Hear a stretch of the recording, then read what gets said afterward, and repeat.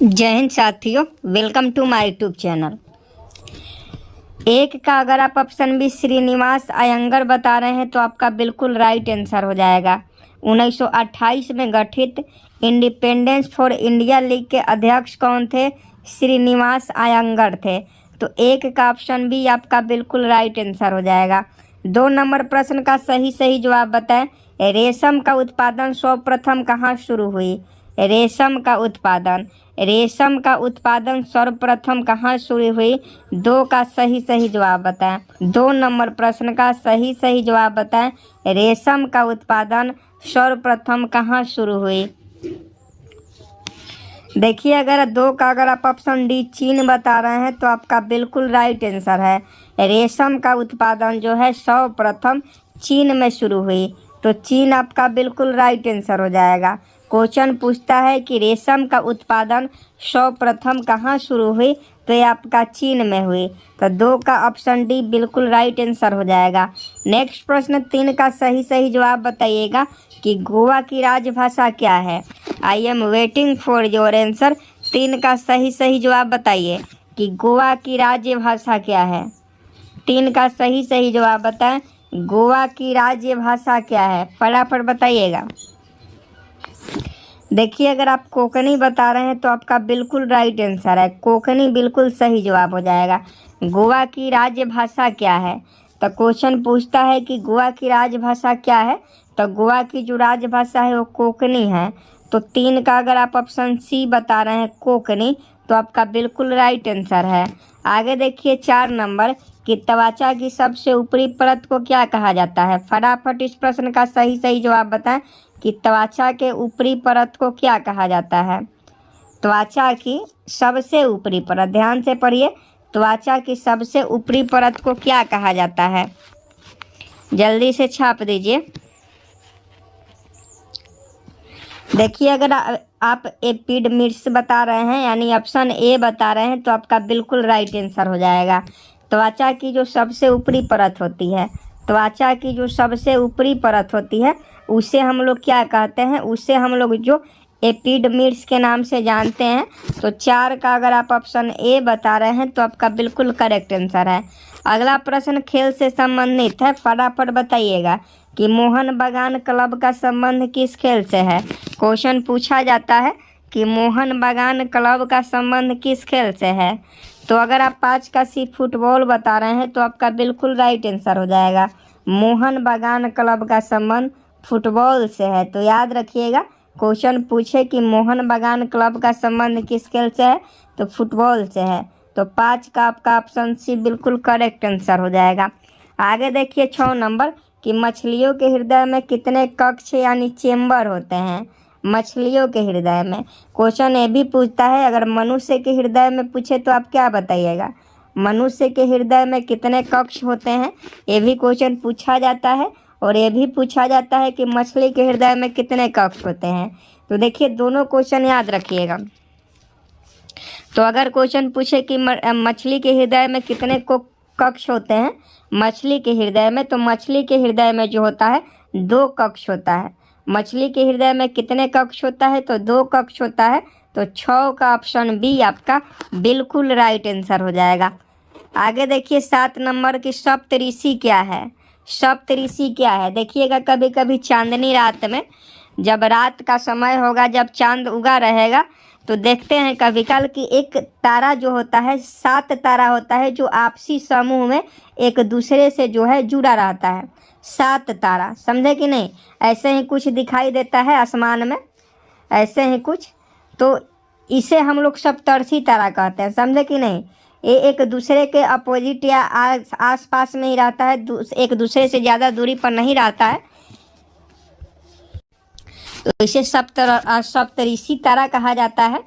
तो सप्तऋषि क्या होता है? तो सप्तऋषि जो होता है तारामंडल का एक समूह होता है जिसमें 7 वो तारा रहता है। अभी आपको बताया है ना कि सप्तऋषि क्या है? तो सप्तऋषि तारामंडल का समूह होता है जिसमें 7 तारे जो होते हैं कुछ दूरी पर रहते हैं। आगे देखिए 8 नंबर की शिक्षा का मौलिक अधिकार किस अनुच्छेद में वर्णित है? 8 नंबर प्रश्न का सही जवाब बताए कि शिक्षा का मौलिक अधिकार, शिक्षा का मौलिक अधिकार किस अनुच्छेद में वर्णित है? तो 8 का अगर आप ऑप्शन सी अनुच्छेद क बता रहे हैं तो आपका बिल्कुल राइट आंसर है। शिक्षा का मौलिक अधिकार पूछा जा रहा है। तो आर्टिकल कितना है यहाँ? भाग क में है, लेकिन आर्टिकल यहाँ नहीं दिया गया है। तो आर्टिकल आप कमेंट बॉक्स में ज़रूर बताएं कि आर्टिकल कितना में जो है शिक्षा का मौलिक अधिकार है और भाग क में है। यह देखिए अगला प्रश्न 9 नंबर की लाइफलाइन एक्सप्रेस क्या है? 9 का फटाफट सही जवाब बताइएगा कि लाइफलाइन एक्सप्रेस क्या है।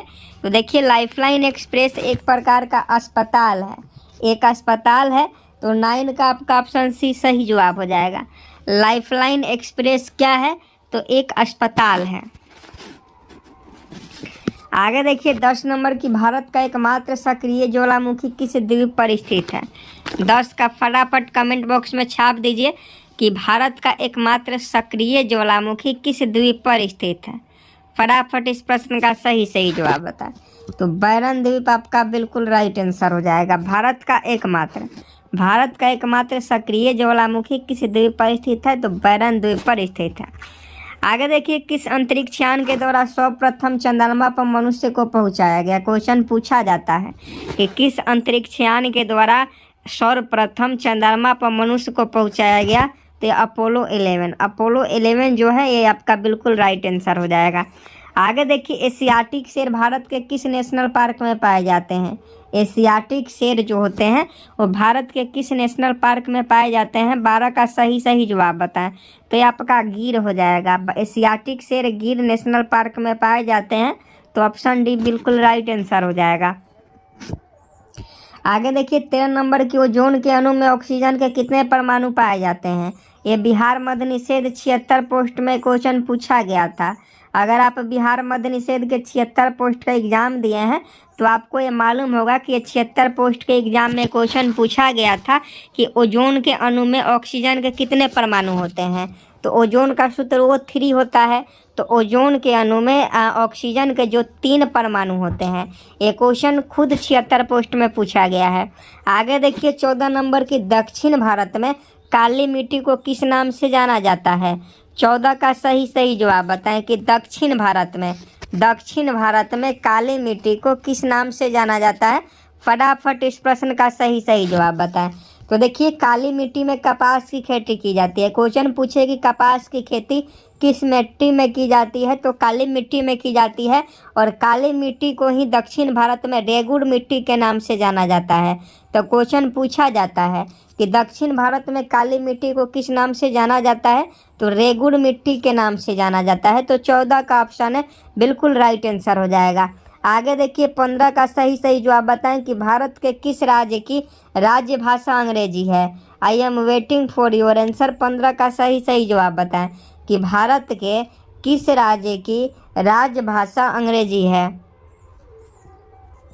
देखिए अगर आप नागालैंड बता रहे हैं तो आपका बिल्कुल राइट आंसर है। भारत के नागालैंड राज्य की जो राजभाषा है वो नागालैंड राज्य की राजभाषा जो है वह आपका अंग्रेजी है, इंग्लिश है। अंग्रेजी जो है नागालैंड की ऑफिशियल लैंग्वेज है। तो इसका सही जवाब ऑप्शन डी हो जाएगा। आगे देखिए 16 नंबर कि भारत में सर्वोच्च कानून बनाने वाली संस्था कौन है? 16 का सही जवाब बताएं कि भारत में सर्वोच्च कानून बनाने वाली संस्था कौन सी है? तो भारत में सर्वोच्च कानून बनाने वाली जो संस्था है वो संसद है। संसद आपका बिल्कुल राइट आंसर हो जाएगा। संसद किसी भी कानून को बना सकती है। तो ये आपका ऑप्शन सी हो जाएगा। आगे देखिए दक्षिण भारत की सबसे ऊंची चोटी कौन सी है? 17 का सही जवाब छाप दीजिए कि दक्षिण भारत की सबसे ऊंची चोटी कौन सी है? तो ये आपका अनाई मुड्डी है। अनाई मुड्डी जो है वो दक्षिण भारत की सबसे ऊंची चोटी है। तो 17 का आपका ऑप्शन है बिल्कुल करेक्ट हो जाएगा।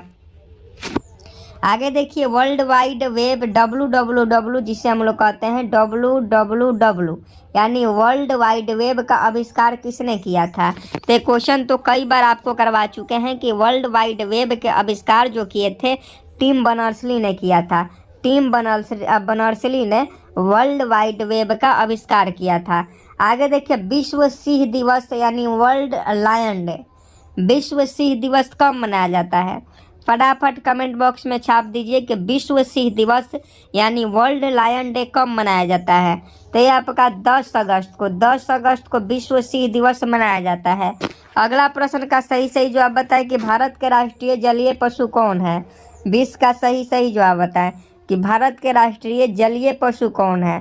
तो ये आपका डॉल्फिन है। डॉल्फिन भारत के राष्ट्रीय जलीय पशु है। तो डॉल्फिन आपका बिल्कुल राइट आंसर हो जाएगा। आगे देखिए 21 नंबर के विश्व का सबसे पुराना भाप इंजन कौन है जो आज भी कार्यरत है। 21 का सही सही जवाब बताएं कि विश्व का सबसे पुराना भाप इंजन कौन है जो आज भी कार्यरत है। तो ये जो है ये फेयरी क्वीन है। फेयरी क्वीन विश्व का सबसे पुराना भाप इंजन है जो आज भी काम करता है। तो फेयरी क्वीन आपका बिल्कुल करेक्ट आंसर हो जाएगा।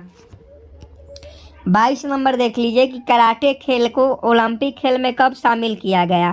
फटाफट बताइए कि कराटे खेल को ओलंपिक खेल में कब शामिल किया गया। तो 2020 में कराटे खेल को ओलंपिक खेल में 2020 में शामिल किया। 2020 के पहले ओलंपिक खेल में कराटा शामिल नहीं था, लेकिन 2020 में इसको शामिल कर लिया गया। रॉ क्या है यार, RAW रॉ क्या है बताइए। रॉ क्या है, रॉ क्या है।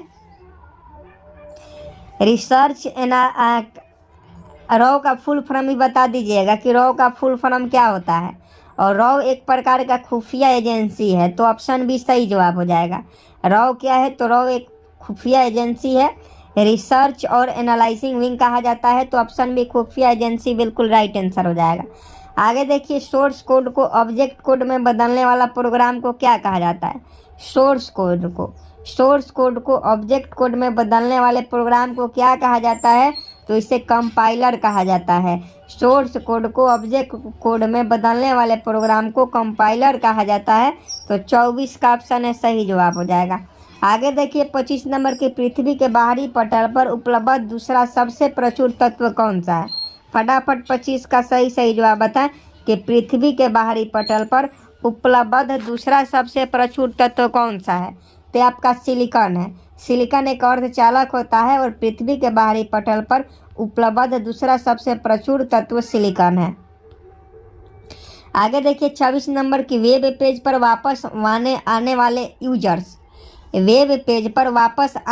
यूजर्स की पहचान के लिए किसका प्रयोग किया जाता है। फटाफट सही जवाब बताएं कि वेब पेज पर वापस आने वाले यूजर्स की पहचान के लिए किसका प्रयोग किया जाता है।